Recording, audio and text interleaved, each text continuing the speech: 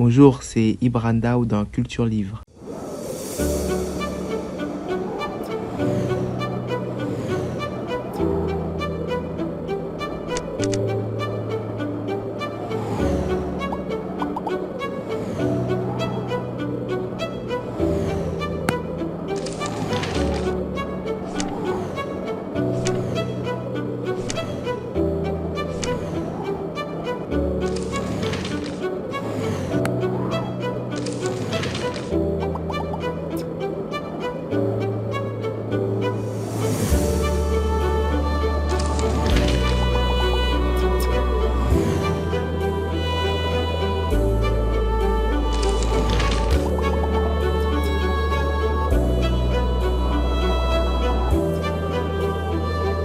Pouvez-vous vous présenter?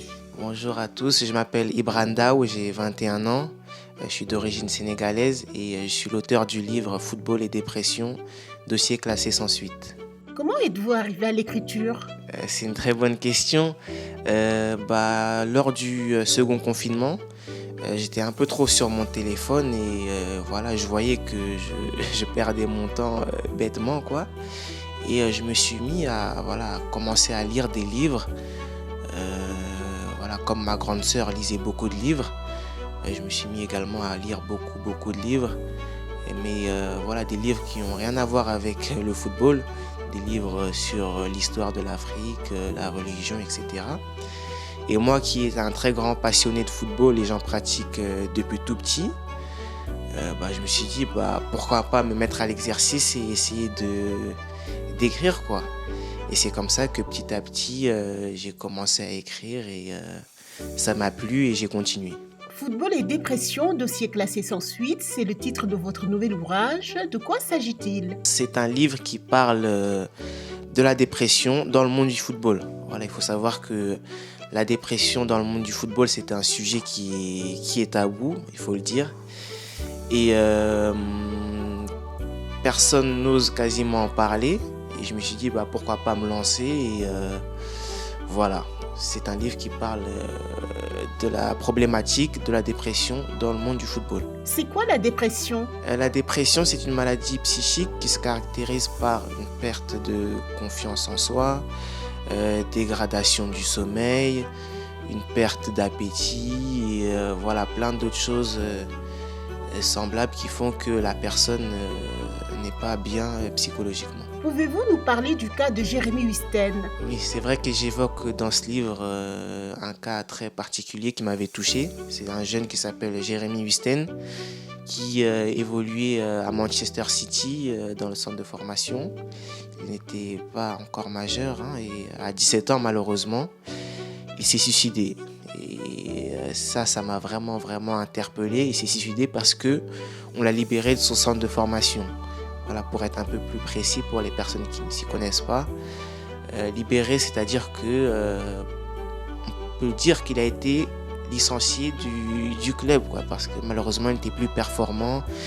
Il avait subi plusieurs blessures et malheureusement il n'a pas accepté cela et il a mis fin à ses jours. Et vraiment c'est quelque chose de très triste et j'espère que ça ne va plus jamais se reproduire, quoi. Vous parlez de blessures qui peuvent avorter l'espoir des footballeurs. Quelles sont les conséquences dans leur carrière? Il faut savoir qu'un footballeur, quoi qu'il arrive, tôt ou tard dans sa carrière, il sera blessé, il va connaître ça, que ce soit une petite ou une grave blessure. Et oui, j'évoque les blessures dans un chapitre. Et j'ai mis plusieurs exemples, dont l'exemple d'Abou Diaby. Voilà, je pense que beaucoup de personnes connaissent ce joueur qui était pétri de talent. Et malheureusement, il a eu énormément de blessures au cours de sa carrière qui ont écourté sa carrière. Et c'est vrai que c'est très triste quand même de subir cela, quoi. Oui, du coup, les blessures, il faut que les jeunes footballeurs y pensent, parce que, comme je disais, quoi qu'il arrive, ça va arriver lors d'une carrière, que ce soit une petite ou une grosse blessure. Et ça peut même écourter une carrière. Voilà, il y en a à l'âge de 20, 25 ans, ils ont dû ils ont dû arrêter. Voilà, j'ai insisté sur les blessures parce qu'il y a des méthodes aussi de prévention pour justement que les footballeurs évitent certaines blessures. Voilà. Malheureusement, il y a certaines blessures qui sont inévitables lorsqu'on prend un coup, etc. Mais si on respecte le temps d'échauffement, d'étirement, etc., c'est des mesures de prévention qui sont simples, mais qui permettent justement aux joueurs d'éviter des blessures et voire même de détruire une carrière de footballeur. Vous parlez aussi de la retraite prématurée des joueurs. Expliquez-nous. La retraite prématurée, j'en parle justement parce que ça peut malheureusement faire que les footballeurs peuvent subir une dépression parce que c'est un choc psychologique. Je parle plus des footballeurs qui ont eu des soucis de santé. Voilà, ça peut arriver et ça arrive fréquemment. Je parle par exemple de Lilian Thuram qui a dû stopper sa carrière malheureusement parce que voilà, ils ont découvert un problème cardiaque et du coup juste avant sa signature au Paris Saint-Germain, il a dû interrompre sa carrière. Charles Nzokbia, la même chose, un souci de santé et malheureusement il ne peut plus faire son métier et ça c'est triste, mais bon, on n'y peut rien. C'est la santé avant tout comme on dit, mais voilà, il faut que les footballeurs pensent à autre chose aussi et pensent que voilà, malheureusement ça aussi ça peut arriver. C'est triste mais c'est la vie. Quand le rêve vire au cauchemar, c'est un des chapitres de votre ouvrage. Pourquoi le rêve vire au cauchemar? Quand le rêve vire au cauchemar, ça c'est un chapitre qui me tient à cœur vraiment. Parce que voilà, moi je connais beaucoup de personnes de ma famille qui se sont fait malheureusement arnaquer par des soi-disant entre guillemets agents qui promettent de trouver un club arrivé en Europe. Comment ça se passe?